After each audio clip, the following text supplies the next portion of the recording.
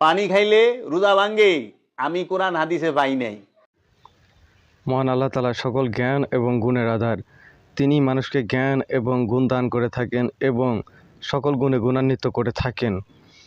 এই জ্ঞান কাজে লাগিয়ে মানুষ সরল সঠিক পথে চলে এবং অন্যদেরকেও সরল সঠিক পথে ডাকে।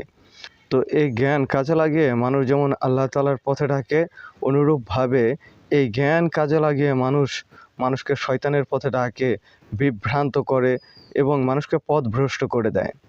স্বাভাবিক একটা উদাহরণ থেকে আমরা বুঝতে পারি ব্যাপারটা, যে আকাশ থেকে বৃষ্টির ফোঁটা জমিনে পড়ে, সেই বৃষ্টির ফোঁটা যদি ফুল বাগানের মধ্যে পড়ে তাহলে ফুল বাগান থেকে সুঘ্রাণ বের হয়।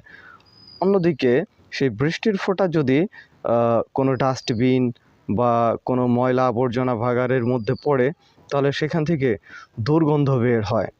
তো সমাজে কিছু মানুষ আছে যারা সেই ডাস্টবিনের মতো, যাদের মধ্যে এই জ্ঞান আল্লাহ তাআলা দান করেছে, কিন্তু সেই জ্ঞান তাদের মধ্য থেকে অপবিত্রতা, খারাপ কথা, বাজে কথা এবং মানুষকে পথভ্রষ্ট করার মতো কথা বের করে।